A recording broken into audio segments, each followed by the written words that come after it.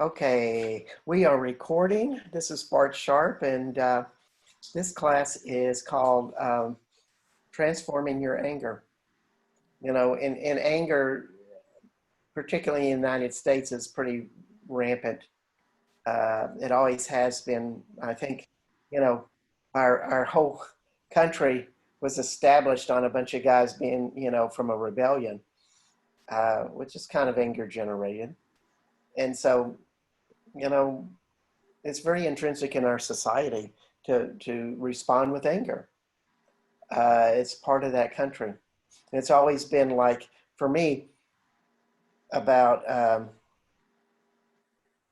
what is that duality? What's the emotions underneath that anger that is so particularly strong in America? And, the story that always comes up is so many people come because they left a home that maybe they didn't fit in, they couldn't make money in, uh, or maybe they were kicked out. All of these things are possibilities with our, not only our founding fathers, but just immigrants in general. And so that opens up the door for shame. And so I really see so much about our foundation as a country in a polarity between shame and anger. A shame that we had to leave a home we loved and come to another one, or we were very ambitious and we're trying to leave something that didn't work. There's a lot of reasons for the shame to show up, or we come to the country and we are, as immigrants, not fitting in and thus having the experience of shame. Uh, and when we have a duality of shame and anger, we really have a brutality that's very different than any other emotional combination. The shame calluses us. It creates a hardness in our spirit that when we express anger, not only to others, but to other people, um, it becomes more brutal. It has that callousness with it. In the prime example of this, there's this woman named Alice Miller. She's a therapist, wonderful lady to read books, Alice Miller. But she wrote this book called For Your Own Good, which she gave a case study of Adolf Hitler. And Adolf Hitler was a very shame-based person. He was abused tremendously and purposely by his parents, almost like if we humiliate him enough, it will create a strength in him that will serve him in his adult days. Of course, that strength was anger, and it was a brutal anger. Uh, so, of course, when I start these classes, particularly today, um, I ad lib them, and I didn't even plan to talk about shame and anger, particularly from the start. But here we are. So we want to go into that infinite intensity of consciousness of shame. What is it that is a wounded part of you that you feel less about, or it makes you feel lesser? It's a shortcoming, and you hold it, and more importantly, hide it. I'm odd. I'm different. I don't fit in. Uh, and in that opposition to that um, is anger. And a lot of times, either it's a very brutal anger that goes expressing out, or it is a repressed anger that's turned inward to you. So the brutal parts really reflect into yourself, and that's where the energy goes. So, what is it inside of you that feels like you're really brutal to yourself? You're hard on yourself.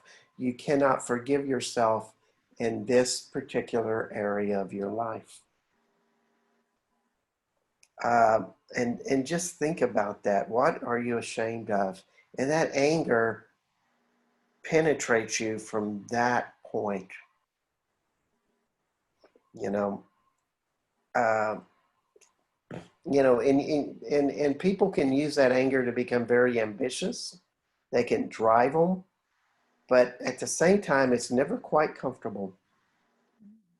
So everything's so secret, hidden, invisible, covert, unseen, unsaid, undisclosed, unacknowledged about your anger like that. We allow these secrets to be revealed.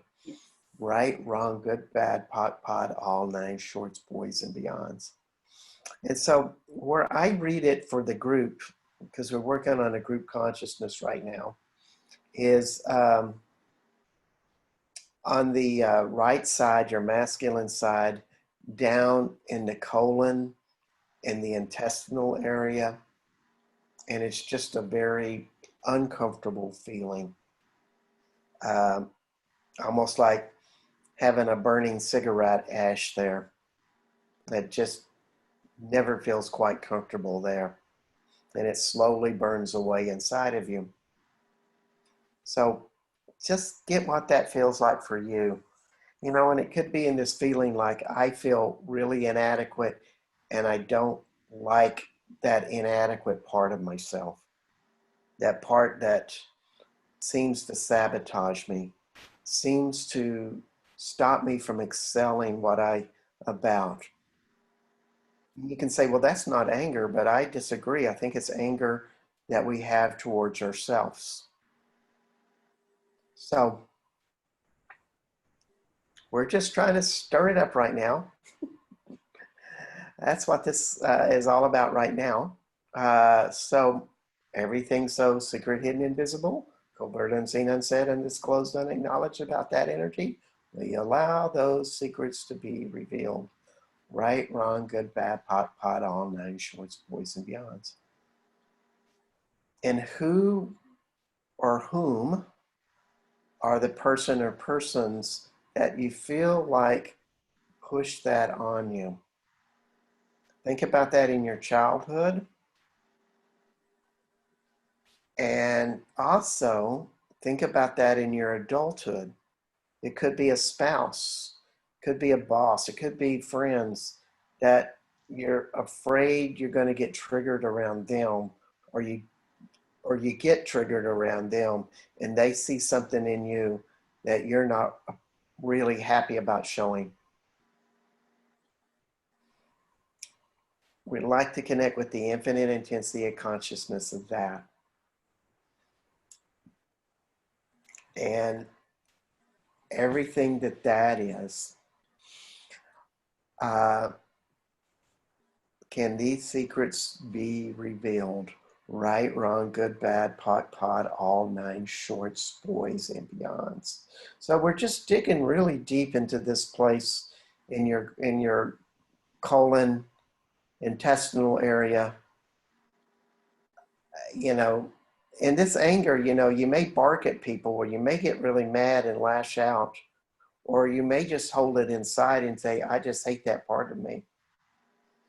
That is such a undesirable part of me. I'm really ashamed of it. And it feels like I'm angry at myself for it. So we'd really like that to come up fully. And so it's almost like you put all of these walls around it to keep it contained. So we want to break down the walls. All the force and energy you use to hold that in place, will you please destroy and uncreate it all, totally and utterly. Right, wrong, good, bad, pot, all nine shorts, boys, and beyonds.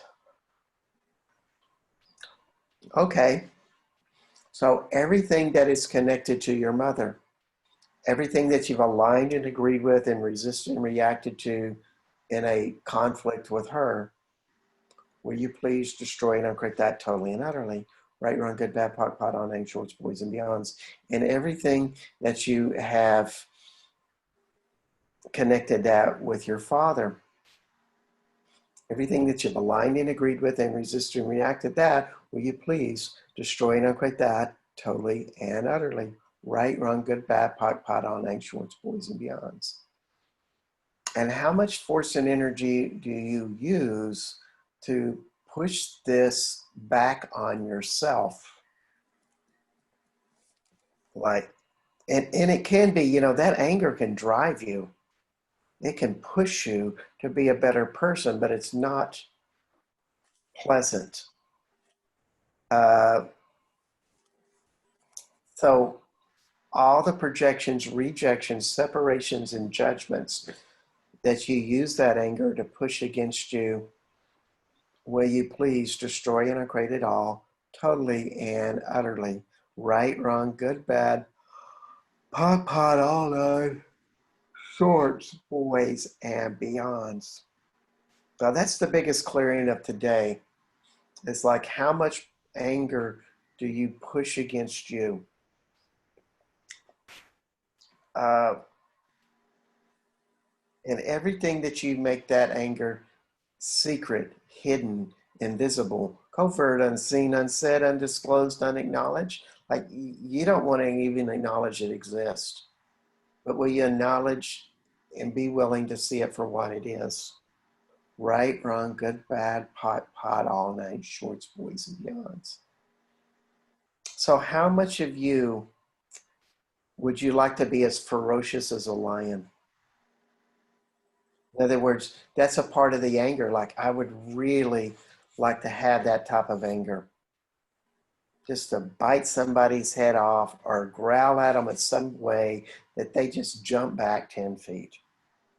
I'd like to have that power. So how many of you have that power, but have been told that you don't? And you believed it.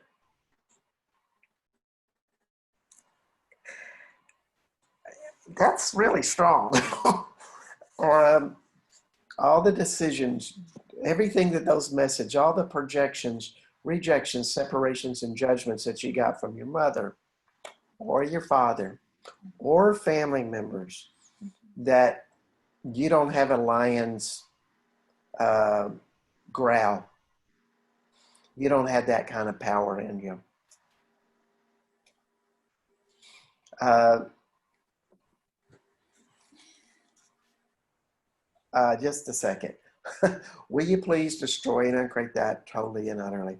Right, wrong, good, bad, pot, all nine shorts, boys and beyonds. It's almost right now for the group. There's this layer that's like, I can't go there. This is so strong that, well, you may consciously say, yeah, I would like to growl like a lion. I like to roar. But there's a part that says, no, we're not going to roar. We're not supposed to roar. We don't have the capabilities to roar and use anger like that. And that's the one that really seems to be stimulating, is we don't have the capabilities to do that. And so, you know, we had to ask the question, was that something that everybody in your family believed? That uh, was it projected specifically to you? So both of those really read. The family believing that nobody in the family should be that powerful. They shouldn't have a roar inside of them. Uh, so all the ways, means, methods, modalities, form, structure, significances that you have believed that and bought into that and gone along with the family plan and gone along with the family constellation of family belief patterns, that nobody should be that strong. Nobody should growl that loudly. Um, will you please revoke, recant, rescind, reclaim, renounce, denounce, destroy, and uncreate all of that totally and utterly? Right, wrong, good, bad, pot, all nine shorts, boys and beyonds. And how much is there a belief that if you roared like a lion, You bit like a lion, you clawed like a lion, you'd be killing like a lion, and you would be doing something brutal. And how much was that absolutely not allowed to have that killing?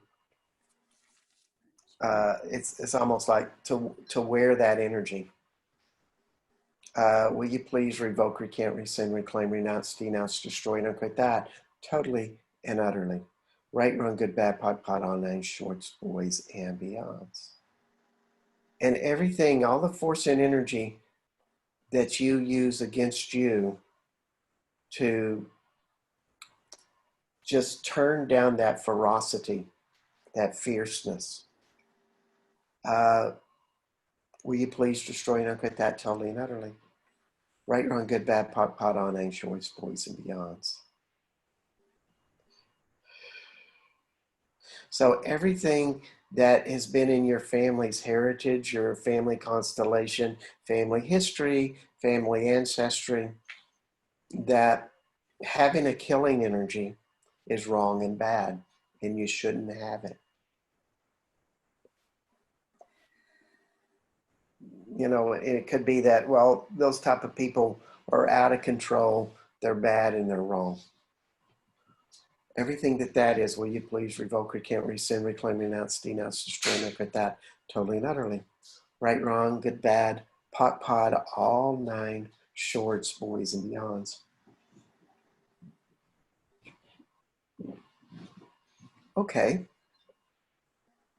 So, you know, if you've done many classes with me, you've probably heard my killer lecture, but I'm going to say it again. My father had a really strong killing energy about him. And his father was very abusive, and he actually killed somebody. And, you know, and that's kind of this background that I grew up with. And of course, I didn't want to have killing energy. I didn't want to be like my father. I didn't want to have this insane ability in me that I would fear would come out. And at the same time, I really wanted it because it was a power. And I was really kind of mixed up. Um, and I come to the realization that, you know, you shouldn't really resist all your parents' powers. You don't, and my father, who was abusive, like his father before him, you know, even though he tried not to be abusive, he just couldn't help it. Um, you know, that killing energy was always there, and he suffered with it because he resisted it. He didn't want that part of him, but yet it was there. And so I come to this realization that I really needed to claim that power, almost like having it as a playing card in my deck. It doesn't mean that I'd ever play it because I haven't gone out and killed anybody. But since I've claimed it, my anger has been cleaner. In other words, when I do get angry and say something, it's more specific to what I want to express. It doesn't get really ugly or I bark really loud and louder than I should because I have all of this repressed energy that has to come up with that one anger. Just the one anger that I need will show up because I have very little resistance to anger anymore. So, with that said, think about your mom's and dad's anger, about what was ugly and brutal about it. Who was the brutal person or the angry person that just kicked ass and you were like, you probably said, I don't want to be like him or her. It's ugly. You know, think of that anger. How much resistance and reaction do you have to it? Would you be willing to let that go? Yes. Right, wrong, good, bad, pot, all nine shorts, boys, and beyonds. And it could be that your parents were well-tempered. They didn't express that anger, but somewhere in that shadow, it's likely to be there. You know, like somebody I know, it didn't come out through her mom or her dad, but it came out through her sister, who was kind of acting out the shadow intuitively. In other words, the vibration of anger was there, but the behaviors were not. And the sister kind of sensed that or took that energy in and became a very dominating and aggressive sister, kind of out of the norm for the family. But in the family history, it was there. You know, it comes up. You know, we not only copy our parents from their behaviors, but from their vibrations. And so all of that is there. So all the ways, means, methods, modalities, form, structure, significances that you resist those vibrations. You resist the behaviors. You resist the archetype of the parent that holds the anger, like they're the dominating, controlling ones. They're the wild and insane ones with anger. They're abusive. They, they will dominate by any means necessary. All that you said, that you hold that energy in your body and resist it, will you please destroy and uncreate that totally and utterly? Right, wrong, good, bad, pot, pot, on nine shorts, boys and beyonds. Now, the big thing with anger is that we all have a choice. You know, we all have a choice on what we want to do. I mean, I embrace my father's anger now. It's an important part of me. But I just know that I'm totally a choice, whether I use it or not. And the more that I accept it and revere it and understand it, of why he was the man he was, I am less the effect of it. You know, when I'm trying to push it down and avoid it, it becomes repressed, and then it rears its ugly little head at the most inopportune times. And basically, it embarrasses the shit out of me at times, which is no fun. So I'm setting you up for this activation. But I want you to really get fully what it is. And that is to really claim on and acknowledge that aggressive parents, energies and behaviors and vibrations. So think about this parent and think about that aggressiveness. Would you be willing to claim on and acknowledge that you can receive those energies fully? That whatever they were that you have resisted, that you can receive. Would you, and just think about that, you know, what were they doing? Were they abusive? Were they punitive? Were they overbearing? Even though they did it for your own good, so to speak? Would you claim on and acknowledge that you can receive that now? You no longer have to fear it. You no longer have to be ashamed of it. Right, wrong, good, bad, pot, pot, all nine shorts, boys and beyonds. And all of those places inside of you that you feel ashamed of the aggressiveness around you in the belittled state that you would fall in, the shame state. I'd like to connect with that infinite intensity of consciousness of that belittled person. Everything that is, will you please be willing to allow that person in your life? Right, wrong, good, bad, pot, pot, on, name, shorts, boys, and beyonds. And would you claim on and acknowledge that you were doing the best you can with that shame person? Everything that is, right, wrong, good, bad, pot, pot, on, name, shorts, boys, and beyonds. And how much did you try to push that person out of your life? that I don't want to be that small person. I don't want to be that mistake-ridden person. Or it could even be your brother or your sister that was the shame-based child. In other words, they were the ones who held that wrongness. But it also, you held it too, because they were just the more pronounced aspect of that in your family dynamics. So whatever that is, all the ways, means, methods, modalities, form, structure, significances that you wish to push that back,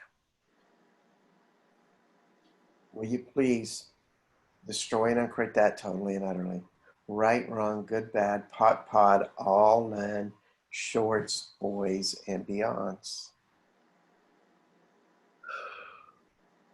Okay, well, we're only halfway through with the class, and I don't know about y'all, but it's pretty intense. Um, that's a major archetype to really deal with.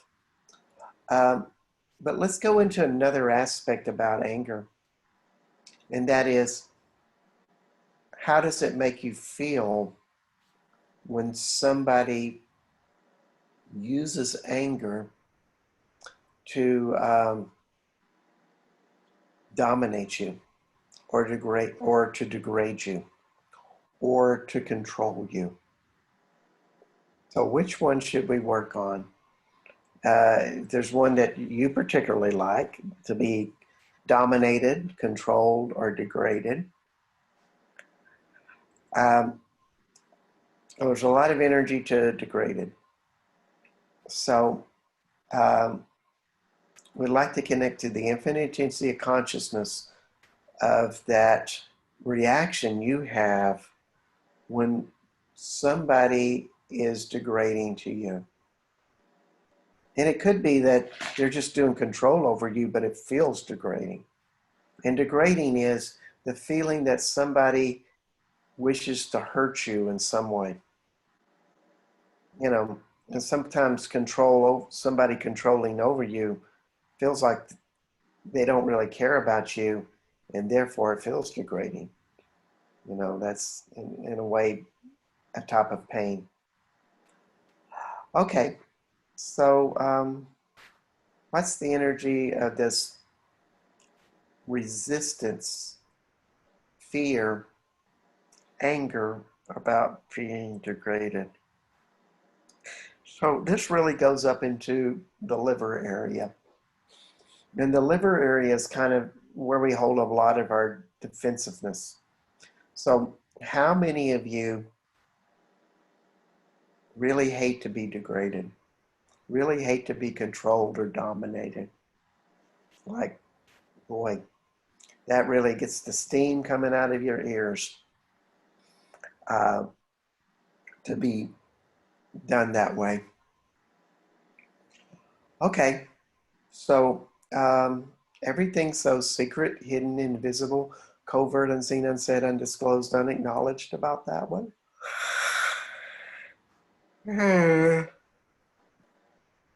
Will you please allow these secrets to be revealed? Right, wrong, good, bad, pot, pot, all nine, shorts, boys, and beyonds. And how many feelings is there that in this degradation, it almost feels like one of the biggest fears of this is you'll be degraded to a place that almost like you're like a lump, like they battered you to being a lump of coal, or, you've lost all your defenses. You're just totally given up.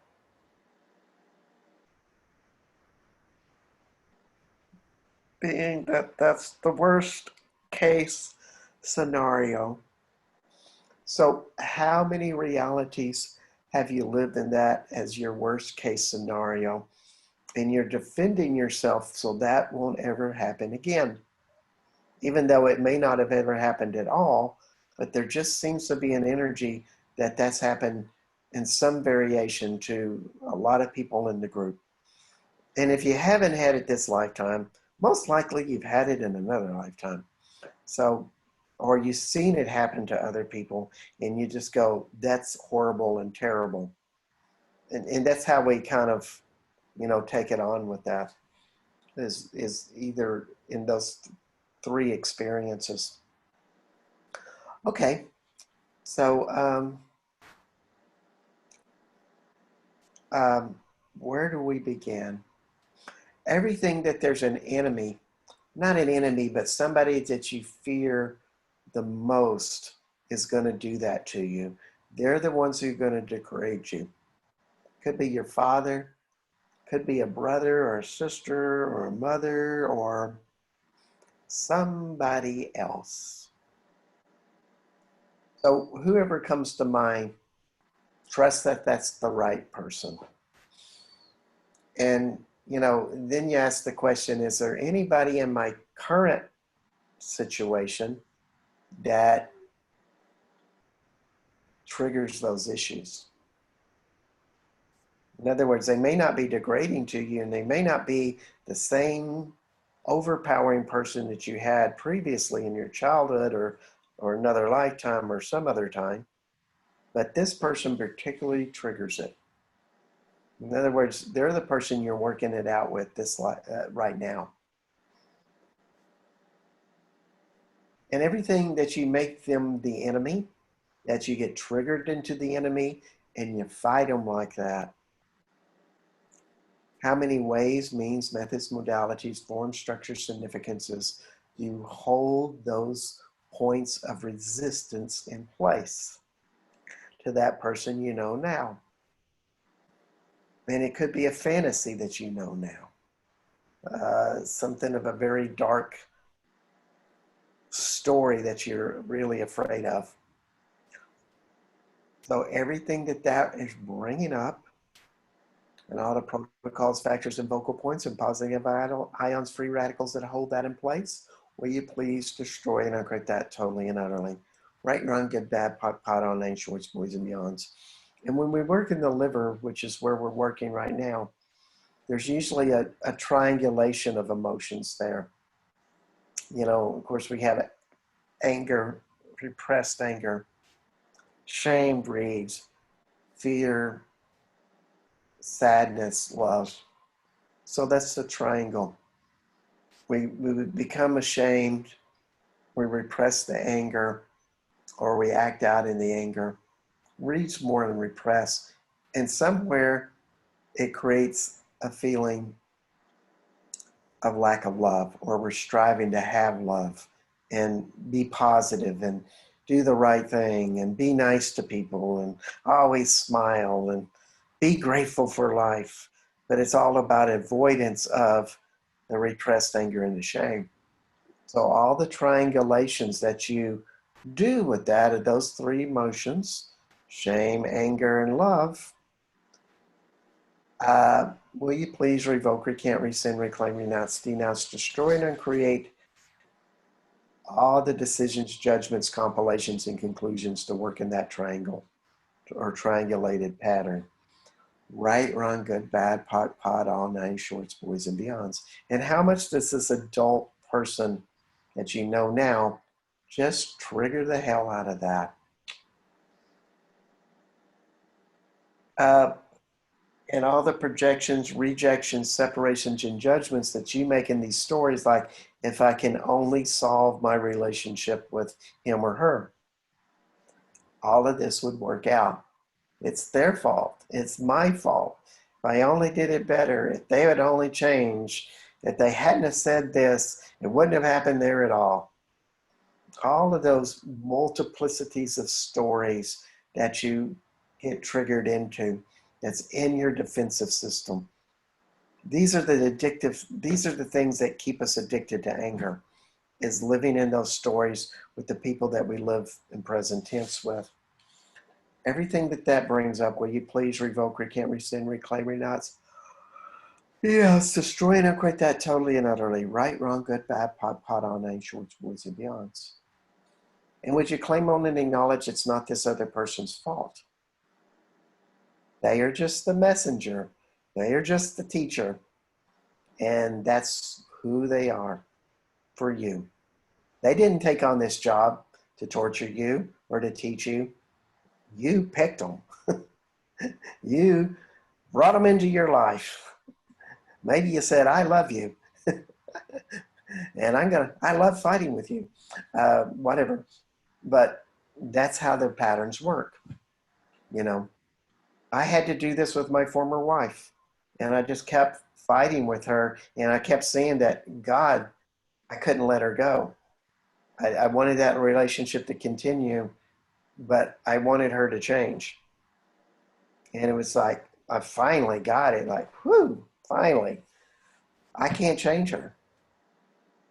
I have to let that pattern go. And it's one of the hardest patterns to let go for me was that, you know, that internal fight of loving that person and then this obsession to want to change them and be angry at them and want to correct them was like a big ass kicker for me with my anger. If they would only change, my life would be better. Yeah, we love it. So everything that is, that you've lived stories, that you have just pumped that up, boom, we'll pump up that little tail. They only got it together, I'd be a lot better.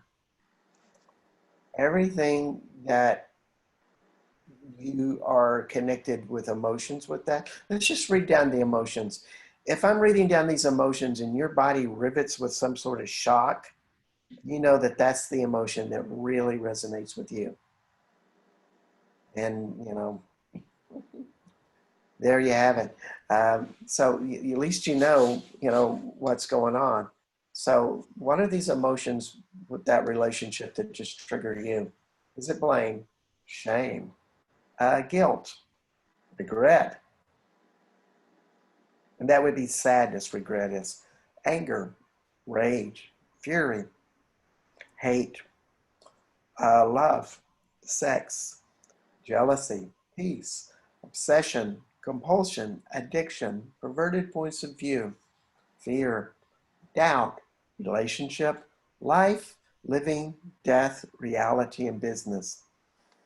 And all the multiplicities of times that you've lived in those emotions and recreated them and sparked them up with your thoughts and fantasies and all kinds of stories. And all the Shiku implants, Mobius strips, quantum particles, light particulates that hold all of those patterns in place. Will you please destroy and equate them all totally and utterly? Right, wrong, good, bad, pot, all names, shorts, boys, and beyonds. So everything in your childhood that your patterns were that there's always has to be an oppressor. There's always got to be an asshole out there, you know. And when we do that so much today with our political figures, our religious figures, people of power are bosses, people that are rich, people that are poor, whatever. All of those that you love to start to pull in that they're the source of this repressed anger inside of me. This fear that I don't want to be dominated, controlled, or degraded.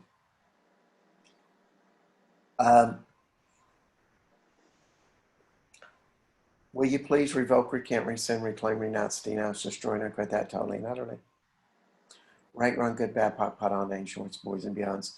And how many patterns have you lived by with that? That it's just, the thing is that when you have a pattern like that, you just keep getting pissed off at somebody or something, and you can see just the little things just trigger you. What's happening is your neurology is just tuned into that, and when it happens and you get triggered, of course, it brings up the anger that stimulates your adrenal glands, and thus you start getting energy from it. And that's the cycle that triggers us. It's an angry, anxious, fearful energy, but it is energy all the same. And people love to live by this. This is how the world runs. So, how many ways and means, methods, modalities, forms, structures, significances have you created your thought patterns this way? And it could be, you may even be a little more advanced and go, well, I just want to think kind, loving thoughts, and I'm just pushing kind, loving thoughts all the time, but it never feels really kind and loving to you. It's kind of doing the best you can. It feels a little false. That's because the anger's under that. So all of what we just brought up there, all the protocols, factors, and focal points, and positive negative ions, free radicals, don't hold that in place. Will you please destroy and uncreate that totally and utterly? Right, wrong, good, bad, pod, all 9 shorts, boys, and beyonds. Would you be willing for your body to give you messages when you start going to that funky place? I call it Funky Town. When you start going to Funky Town with your thoughts and getting into that cycle that stimulates your adrenal gland, would you be willing for your body to give you a message that, oops, I'm doing it again? And what you do when you get that message is like, yep, I'm right there.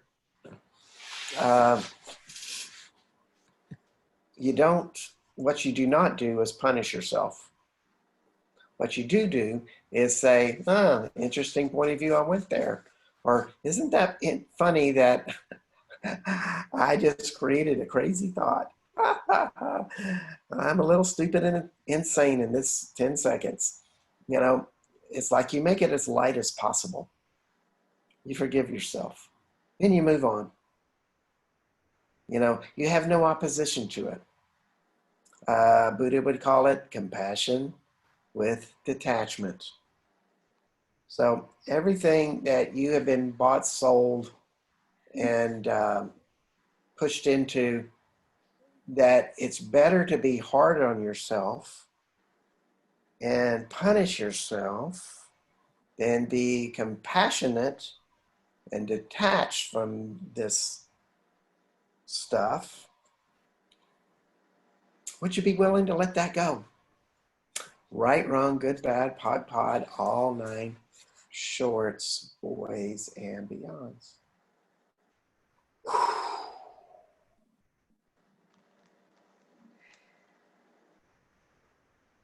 I was, as I was talking to people before the class started, I went to this amazing place. By the way, I'm in Ireland right now. You can see outside that it's all green out there. Can everybody see the window? Yeah. It's green, it's cloudy, and there's a horse out there. You must be in Ireland, because that's what you see. Green and clouds and a farm animal. Everywhere you go. Doesn't matter. There's very few empty fields without a farm animal, eating that green grass. And we just love it. It's delightful. Okay, so we went to this sacred site, and this was like old. I mean, St. Patrick canonized this site in the 4th century. That means that it was happening long before St. Patty, was tromping around out in Ireland. I really felt like it was part of the Tuatha Dé Danann or the Atlanteans, very ancient, very much connected with fairies.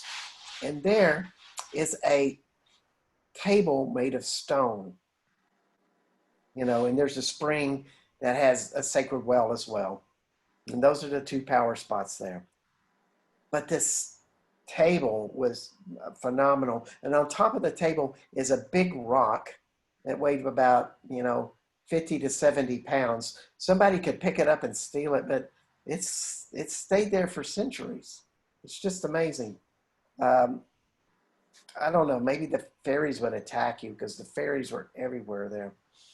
So I'm out there at this table, and I'm really seeing that it has this connection with nature, and you can really feel all of the plants and trees just absorbing into your body, and my body is feeling extremely light. It's just this miraculous um, feeling of lightness, um, and and I really like that. Really enjoying it, and of course, I want to go back into mundane thoughts. You know, I start to think about this class or think about something else. And then there's a response of emotions like, how am I going to do? Which is crazy because, it's almost like we're conditioned with those thought patterns to like label everything with emotions. So all the systems that you have within that in your neurology, your sympathetic nervous system, your parasympathetic, no, it's your sympathetic nervous system, um, your primal brain, that everything must be labeled, projected, rejected, judged by some or observed in some form of emotion, making it good or bad or right and wrong. All of those systems of duality and all the ways, means, methods, modalities, form, structure, significances, protocols, factors, and focal points, and positive negative ions, free radicals to hold that in place. Uh, will you please revoke, recant, rescind, reclaim, renounce, denounce, destroy, and create them all that you've lived by, created by, uh, not only in your life, but throughout your ancestry as a human being? Would you let them all go? Would you be willing for something else to be in your body? Right, wrong, good, bad, pot, all nine shorts, boys, and beyonds. So what that would feel like is to be like a child, and you would have this big space of energy inside of your consciousness, and you'd really feel spacey, and you're just like, wow, this really feels good to be in my body and to have this sensuality that actually feels good. And when you see something, it would be more like, oh, I wonder what that's like, as opposed to, oh, that's a television and I don't like televisions. They they're brainwashing, they're a tool of brainwashing. Instead you'd be looking at it and go, wow, that's a television. That's what mom and dad like to watch. Wow, okay. Kind of be like that. So would you be willing to open to that reality of non-judgment, to live life in a present tense experimentation, openness and curiosity? Would you be willing to open to that reality? Would you let go of approval? Would you let go of criticism? Would you let go of proving? Everything that is, right, wrong, good, bad, pot, all nine shorts, boys, and beyonds. Would you be willing to look at everything like it's brand new? Right, wrong, good, bad, pot, all nine shorts, boys, and beyonds. Would you be willing to look at everything of how can I look into, how can I see this from the highest vibrational perspective that I know? Right, wrong, good, bad, pot, all nine shorts, boys, and beyonds. How can I look at my partner in the eyes and see a love and joy that I've never seen before, that is higher than anything I've known before? Everything that is, right, wrong, good, bad, pot, on, name, shorts, boys, and beyonds. How can I look at other people in a way that allows me to see the God within them? Everything that is, right, wrong, good, bad, pot, on, name, shorts, boys, and beyonds. And how can I see that in myself? How can I open to a reality that gives me non-judgment, wonderment, and curiosity? Right, wrong, good, bad, pot, on, nine shorts, boys, and beyonds. Now you notice I didn't say love. It's like when we open to curiosity and wonderment and non-judgment, it's a certain gratitude, a certain sensuality that opens in our bodies. And love is there because love is the higher vibration that we're spiraling into. And love is always that feeling that we feel ourselves spiraling up. And the more we spiral and open to that place, we open that. It's just like right now, I'm with Cecile, and we're in Ireland. And for me, it's living in a place of just enjoying who she is, not judging who she is, but we play and live in that place and giving ourselves permission to have playfulness in our lives.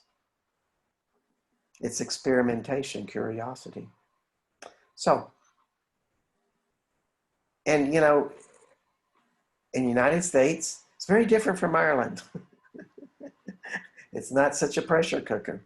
And we're right into that. And we're influenced to live into that place of, oh my God, this is the worst of times. We're in the fight of our lives.